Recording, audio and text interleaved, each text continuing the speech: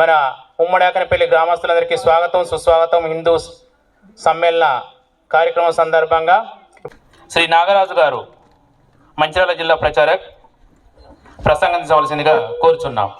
జై శ్రీరామ్. ఈ లైట్స్ ఇటువైపు పెట్టరా? అందరూ కూడా రెండు చేతులు పిడికిలు బిగించండి, రెండు చేతులు బిగించాలి. నేను భారత్ మాతకి జై చెప్తాను. ఈ శబ్దం గ్రామం మొత్తం వినిపించాలి.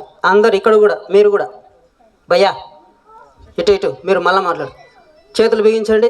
మీరు కూడా అందరూ, ఆ బయట ఉన్న వాళ్ళు కూడా అక్కడగో మీరే భయ్యా రోడ్డు మీద చేతులు బిగించండి. భారత్ మాతకు జయము చెప్పాలి ఇప్పుడు మనమంతా కూడా.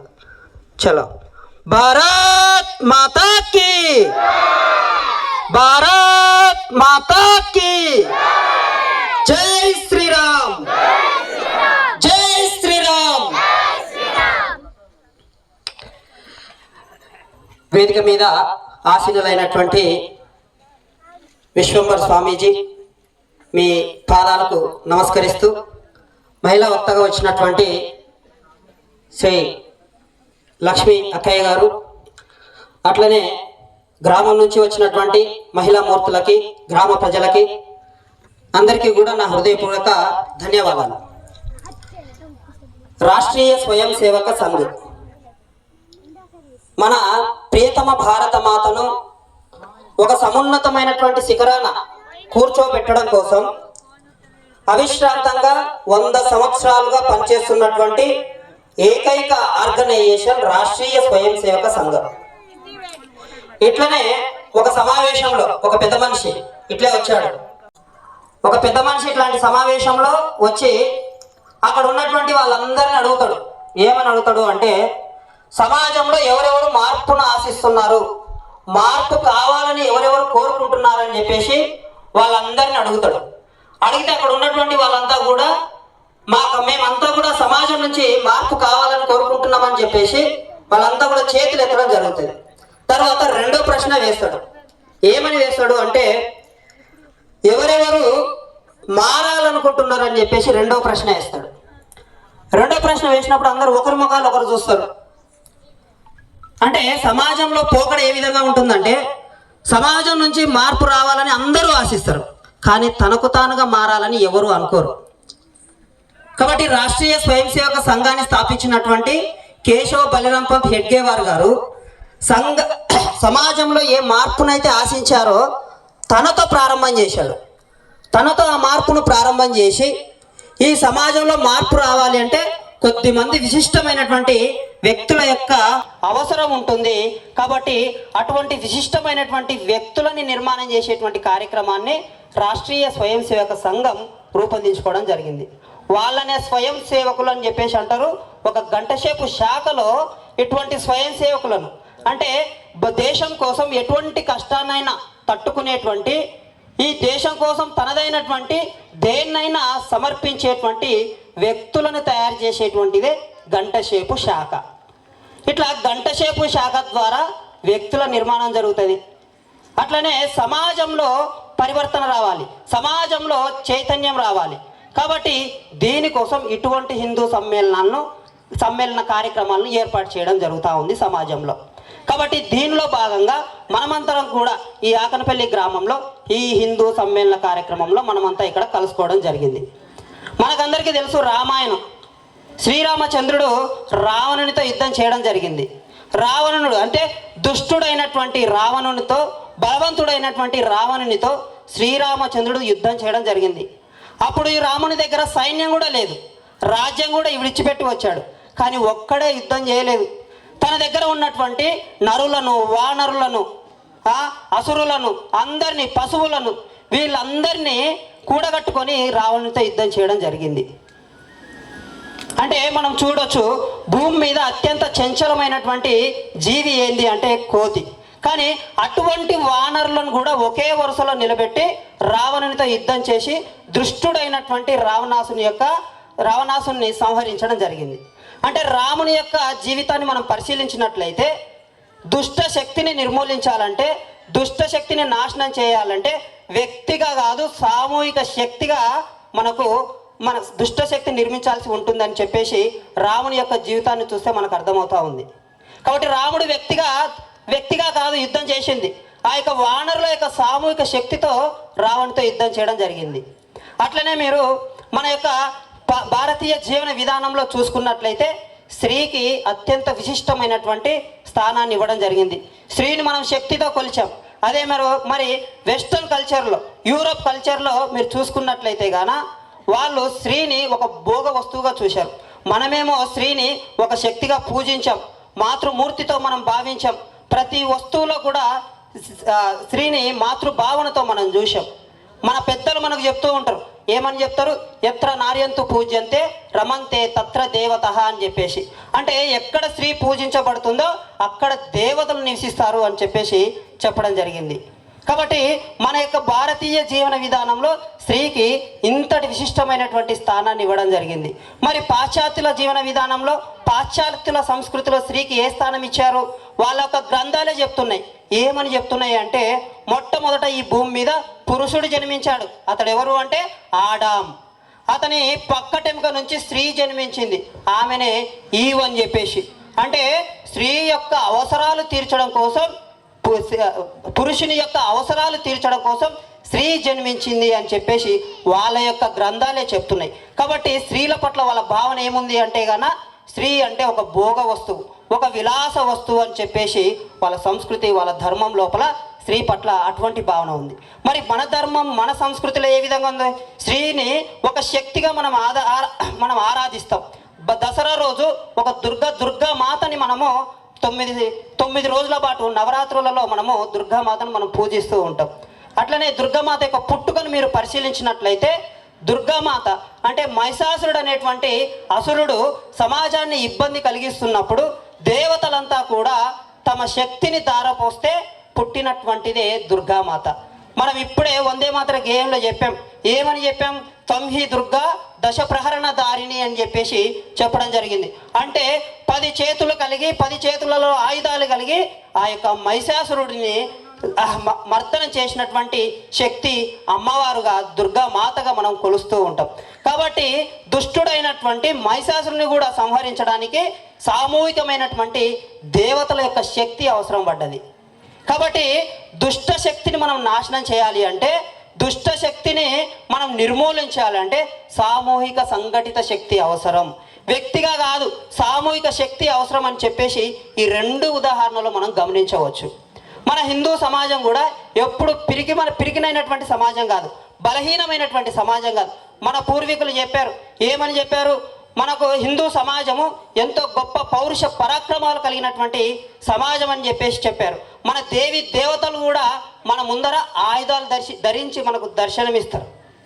మనకు తెలుసు, హనుమంతుని యొక్క చేతిలో గద ఉంది, పరమేశ్వరుని యొక్క చేతిలో త్రిశూలం ఉంది, అమ్మవారి యొక్క చేతిలో ఖడ్గం ఉంది. అంటే మన యొక్క దేవి దేవతల మూర్తుల చేతుల్లో కూడా ఆయుధాన్ని ధరించి ఉన్నారు. కాబట్టి ఆయుధం అనేది హిందూ సమాజం యొక్క సహజ సిద్ధమైనటువంటి లక్షణం, స్వభావం. అందుకే దసరా రోజు మనం ఏం చేస్తాం? ఆయుధ పూజ చేస్తాం, ఆయుధ ప్రదర్శన చేస్తాం. కాబట్టి హిందూ సమాజం పిరికితనమైనటువంటి సమాజం కాదు, బలహీనమైనటువంటి సమాజం కాదు. కాబట్టి ఎవరైనా ఎప్పుడు కూడా హిందూ సమాజము ఎవరిపైన దాడి చేయలేదు. మనం చరిత్రను చూసుకున్నట్లయితే ఎన్నో జాతులు ఈ జాతిపైన దాడి చేశాయి, కానీ హిందూ సమాజం ఎవరిపైన దాడి చేయలేదు. దాడి చేస్తే ఊరుకునేటువంటి స్వభావం ఉన్నటువంటి సమాజం కాదు హిందూ సమాజం అని చెప్పేసి మన పెద్దలు చెప్పడం జరిగింది. కాబట్టి ఈ సమాజము, ఈ ధర్మము, ఈ సంస్కృతి ఇంత గొప్పనైనవి. రాష్ట్రీయ స్వయం సేవక సంఘాన్ని స్థాపించినటువంటి కేశవ బలిరామ్ పంత్ హెడ్గే వారు కూడా ఈ యొక్క సంఘాన్ని, ఆర్ఎస్ఎస్ను స్థాపించే ముందు ఈ దేశాన్ని ఒక విశ్వగురు స్థానానికి తీసుకెళ్ళాలి. ఈ విశ్వగురు స్థానానికి తీసుకెళ్ళాలి అంటే ఎవరి వల్ల సాధ్యమవుతుంది? ఈ భూమి మీద పుట్టినటువంటి, ఈ భూమిని మాతృభావనతో చూసేటువంటి, ఈ భూమిని తన మాతృమూర్తితో చూసేటువంటి ఈ హిందువులను సంఘటితం చేస్తేనే ఈ యొక్క హిందువుల సంఘటిత శక్తితో ఈ దేశాన్ని విశ్వగురుగా తీసుకెళ్ళవచ్చు. కాబట్టి హిందుస్థాన్ అనేటువంటి ఒక నినాదాన్ని కూడా హిందూ సమాజానికి ఇవ్వడం జరిగింది. కాబట్టి హిందువులు శక్తివంతమైతే ఈ యొక్క దేశం శక్తివంతం అవుతుంది.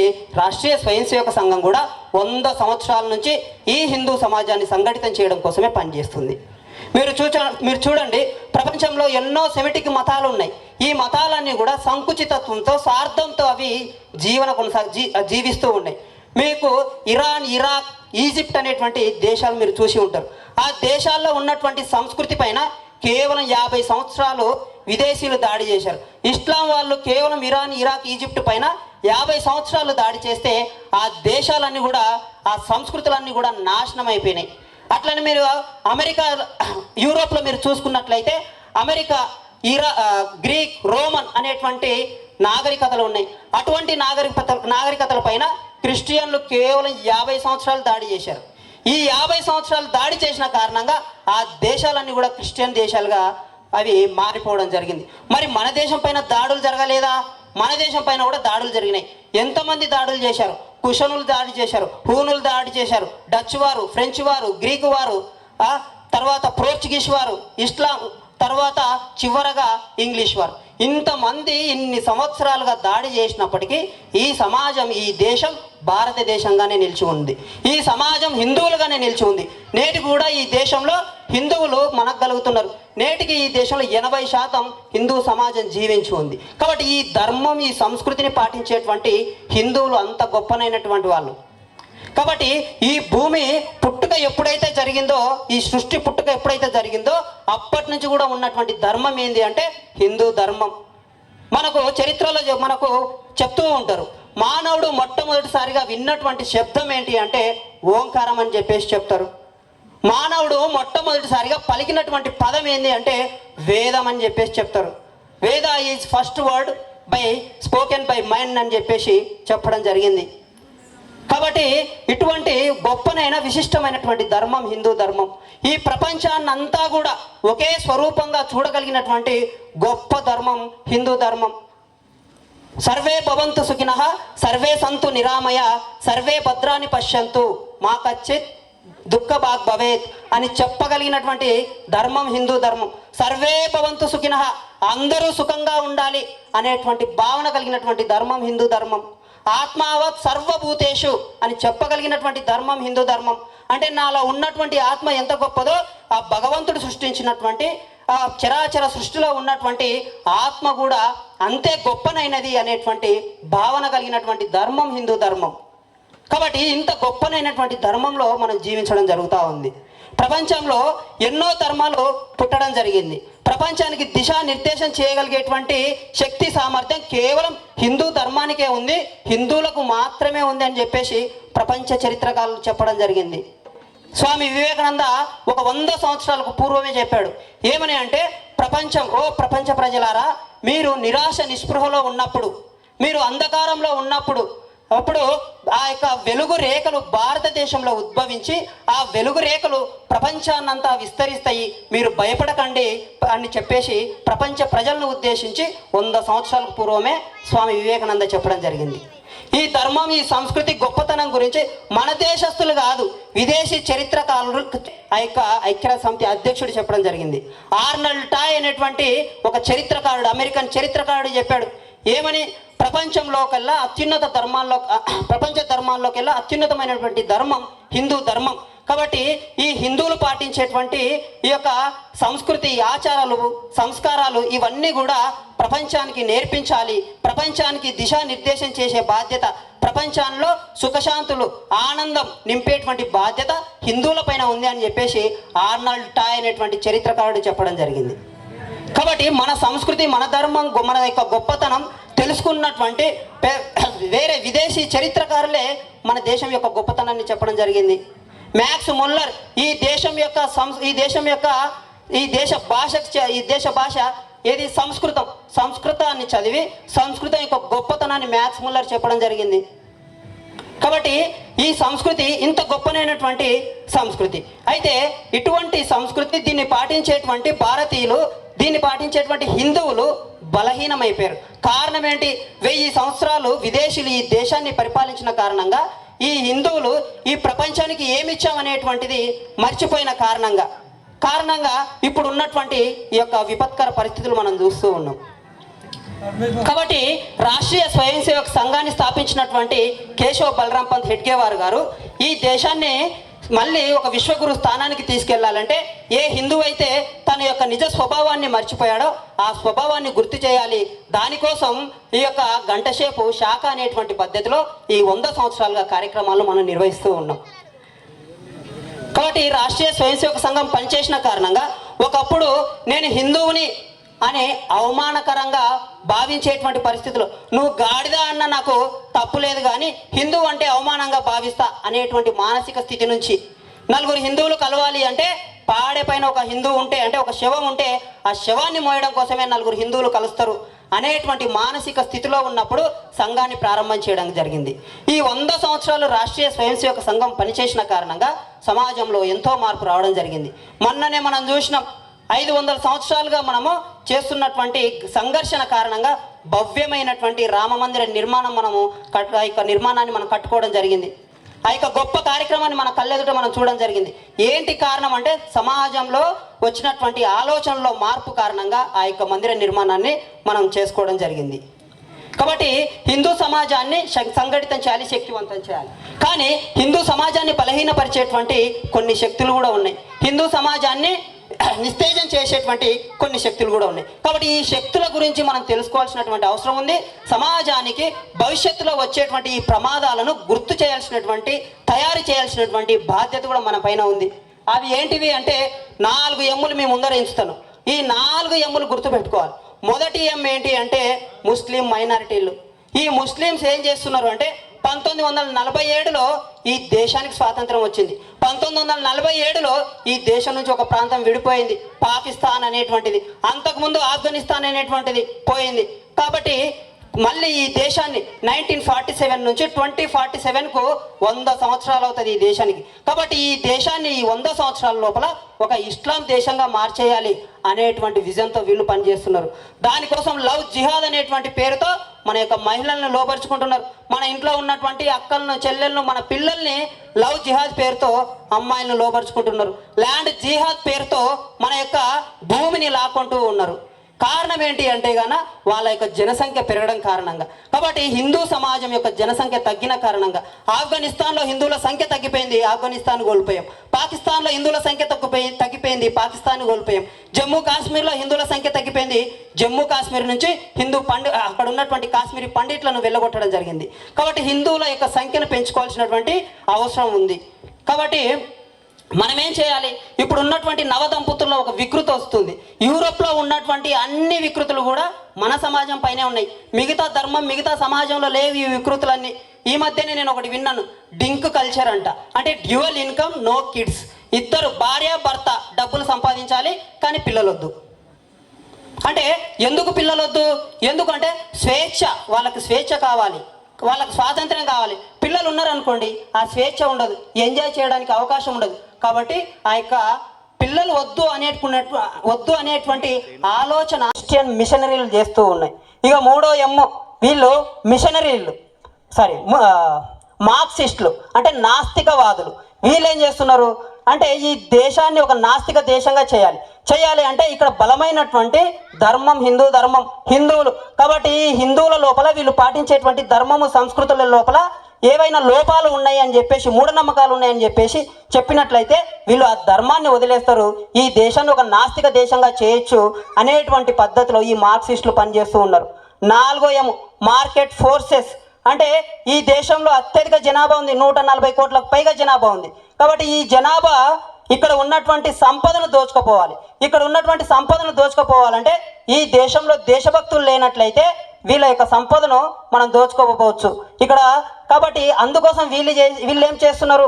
మన సంస్కృతిని, మన ధర్మాన్ని, మన జీవన విధానాలను నాశనం చేస్తూ ఉన్నారు. కాబట్టి ఈ 4 ఎమ్ముల యొక్క ప్రమాదాలను మనం గుర్తించాలి. మన యొక్క సమాజంలో వీటి గురించినటువంటి చర్చ చేయాలి. మన పిల్లలకి మనం వీటన్నిటిని కూడా చెప్పాలి. చిన్న ఒక ఉదాహరణ చెప్పేసి పూర్తి చేసేస్తాను. ఒకసారి అమెరికన్ ప్రెసిడెంట్ ఒక యూనివర్సిటీకి వెళ్తాడు, అది హార్వర్డ్ యూనివర్సిటీ. ఆ యూనివర్సిటీలో అక్కడ ఉన్నటువంటి పిల్లలందరినీ కూడా ఏమని అడుగుతాడు అంటే మీరు ఎక్కడి నుంచి వచ్చారని చెప్పేసి. మేము భారతదేశం హిందుస్థాన్ నుంచి వచ్చామని చెప్పేసి చెప్తారు. ఓ హిందుస్థాన్ నుంచి వచ్చారా, మరి మీకు భగవద్గీత, రామాయణం తెలుసా అని చెప్పేసి అడుగుతారు వాళ్ళందరినీ కూడా. అంటే యూనివర్సిటీ PhD చదివేటువంటి విద్యార్థులను అడిగితే వాళ్ళు చెప్పినటువంటి సమాధానం ఏంటంటే మాకు ఇవేవి తెలియవు అని చెప్పేసి చెప్పడం జరుగుతుంది. అంటే మరి మీరు ఏ విధంగా హిందువులు అని చెప్పేసి అడిగితే వాళ్ళు చెప్పిన సమాధానం ఏంటంటే మేము హిందూ కుటుంబంలో పుట్టాం కాబట్టి మేము హిందువులం. అంటే ఇప్పుడు ఉన్నటువంటి పిల్లలు ఏ విధంగా ఉన్నారు, ఇప్పుడు ఉన్నటువంటి జనరేషన్ కేవలం పుట్టుక ఆధారంగా హిందువులు. వాళ్ళకి రామాయణం తెలియదు, మహాభారతం తెలియదు, మన సంస్కృతి తెలియదు, మన ఆచారం తెలియదు, మన దేవుళ్ళ యొక్క గొప్పతనం కూడా తెలియదు. ఈ ఈ అంటే ఇలా తెలియకపోవడం వల్ల ఏం జరుగుతుందంటే మన పిల్లలే మన యొక్క దేవి దేవతలను అవమానపరుస్తున్నారు. నేను ఒక సోషల్ మీడియాలో ఒక ఫోటో చూశాను. గణపతి దేవునికి డిగ్రీ చదివేటువంటి మహిళలు అమ్మాయిలు చెప్పుల దండ చేసి దాన్ని ఊరేగించి సోషల్ మీడియాలో పెట్టడం జరిగింది. అంటే మన పిల్లల యొక్క పరిస్థితి ఈ విధంగా ఉంది. కాబట్టి మన కుటుంబము ఇది కుటుంబం కేంద్రంగా ఈ సంస్కారం మన పిల్లలకి వేయాల్సినటువంటి అవసరం ఉంది. ప్రపంచం అంతా మన దేశం వైపు చూస్తుంది, మన యొక్క సంస్కృతి వైపు చూస్తుంది, ఆచారం వైపు చూస్తుంది. మనమేమో విదేశీ సంస్కృతి యొక్క మోహంలో మనం పడి మన సంస్కృతిని నాశనం చేస్తున్నాం. యూరోప్లో ఒక ఆర్టికల్ వచ్చింది, ఆ దేశాల్లో అనాథల యొక్క సంఖ్య పెరిగింది. అనాథల యొక్క సంఖ్య పెరిగితే క్రైమ్ రేట్ పెరిగింది, నేరాలు పెరిగినాయి. మరి ఏం చేయాలి, పరిష్కారం ఏంటి అని చెప్పేసి అక్కడ ఉన్నటువంటి మేధావులు ఆలోచన పరులు ఆలోచించి వాళ్ళు చెప్పిన సమాధానం ఏంటంటే భారతదేశంలో దీనికి పరిష్కారం ఉంది. హిందువులు పాటించేటువంటి కుటుంబం అనేటువంటి పద్ధతిని కనుక మన దేశంలో పెట్టినట్లయితే ఈ యొక్క అనాథలు అనేటువంటి సమస్యకు పరిష్కారం దొరుకుతుంది అని చెప్పేసి మేధావులు వీళ్ళు చెప్పడం జరిగింది. కాబట్టి ప్రపంచంలో ఏ సమస్య వచ్చినా భారతదేశం వైపు చూసేటువంటి పరిస్థితి నేడు నెలకొన్నది. కాబట్టి మనము మన సమాజాన్ని సంఘటితం శక్తివంతం చేయాల్సినటువంటి అవసరం ఉంది. ఒక 5 విషయాలను ఇప్పుడే అక్కయ్య గారు చెప్పారు. ఏ 5 విషయాలు? పంచపరివర్తన్. ఈ పంచపరివర్తన ద్వారా సమాజ పరివర్తన జరగాలి. సమాజ పరివర్తన ద్వారా ఈ దేశాన్ని విశ్వగురు స్థానానికి తీసుకెళ్ళాలి. ఆ 5 విషయాలు ఏంటంటే మొట్టమొదట కుటుంబం. కాబట్టి కుటుంబాలు, ఉమ్మడి కుటుంబాల ఆధారంగా ఈ దేశం ఒకప్పుడు విశ్వగురుగా నిలబడ్డది. కాబట్టి ఆ కుటుంబాలు విచ్ఛిన్నం అవుతున్నాయి. ఆ కుటుంబాలను రక్షించుకోవాల్సినటువంటి బాధ్యత మన పైన ఉంది. రెండవది పర్యావరణం. కాబట్టి పర్యావరణాన్ని రక్షించుకోవాలి. చెట్లు, ఇవన్నిటిని, చెట్టు, నీరు, ఈ పంచభూతాలు ఏవైతే ఉన్నాయో ఈ పంచభూతాల యొక్క సంరక్షణ కూడా మనం చేయాలి. తర్వాత స్వదేశీయతను పాటించాలి. దేశభక్తి అంటే స్వదేశీయతను పాటించడమే. జపాన్ అనేటువంటి దేశం 1960లో అది పూర్తిగా ఒక అప్పుల దేశంగా మారిపోయింది. అటువంటి జపాన్ దేశము స్వదేశీయతను పాటించిన కారణంగా కేవలం 30 సంవత్సరాలలోనే వారి యొక్క దేశాన్ని ఒక ఉన్నతమైనటువంటి దేశంగా, ప్రపంచ దేశాలతో పోటీ పడేటువంటి దేశంగా వాళ్ళు నిర్మాణం చేసుకోవడం జరిగింది. కాబట్టి మనం ఏ వస్తువులను వాడుతున్నామో ఇవి మన దేశానికి చెందినటువంటి వస్తువులా కాదా, మనము ఆ వస్తువులు కొనేటప్పుడు కేవలం దేశమే కాదు మన ధర్మానికి చెందినటువంటి వ్యక్తి దగ్గర కొంటున్నామా లేదా ఆలోచన చేయాలి. ఎందుకు ఆలోచన చేయాలి? విధర్మీయుల దగ్గర కొన్నట్లయితే మీరు పువ్వు లేకపోతే టెంకాయ కుంకుమ కొన్నారు, పూలు కొనుక్కొని అమ్మవారి దగ్గర, విధర్మీయుని దగ్గర కొనుక్కొని అమ్మవారి దగ్గర సమర్పించారనుకోండి, అమ్మవారు సంతోషపడుతుందా? సంతోషపడదు. ఎందుకు సంతోషపడదు? ఆ విధర్మీయుడు ఆ డబ్బుతో మళ్ళీ కత్తిని కొనుక్కొని అమ్మవారి యొక్క తలనే నరుకుతా ఉన్నాడు. కాబట్టి మన యొక్క మీరు పువ్వో లేకపోతే పత్రమో పెట్టినా అమ్మవారు సంతోషపడుతుంది. కానీ విధర్మీయుని దగ్గర మీరు వస్తువులు కొనడం కారణంగా వాడి శక్తివంతమై ఈ ధర్మాన్ని నాశనం చేస్తున్నాడు. కాబట్టి మన యొక్క దేవి దేవతలు కూడా సంతోషపడరు. కాబట్టి మన డబ్బు ఎక్కడికి పోతుందో మనం ఆలోచన చేయాల్సినటువంటి అవసరం ఉంది. సమాజంలో ఎక్కువ తక్కువ అనేటువంటి భావన ఉంది. కాబట్టి సమరసతను నిర్మాణం చేయాలి. ఈ సంపూర్ణ హిందూ సమాజం ఒకటే అనేటువంటి భావన చేయాలి. మనము ఇంటి లోపల అంటే గడప లోపల కులం గడప దాటితే మనమంతా హిందువులం అనేటువంటి భావన, మనమంతా హిందువులం, బంధువులం, ఆ భరతమాత సంతానం అనేటువంటి భావన సంపూర్ణ సమాజంలో కలిగించాలి. ఈ దేశాన్ని ఒక భవ్యమైనటువంటి దేశంగా, ఒక దివ్యమైనటువంటి దేశంగా, ఒక సుజల సఫల సస్యశ్యామలమైనటువంటి దేశంగా నిర్మించుకోవడంలో మనమంతా కూడా పనిచేస్తూ మన జీవితాలను చరితార్థం చేసుకోవాలని కోరుకుంటూ ముగిస్తున్నాం.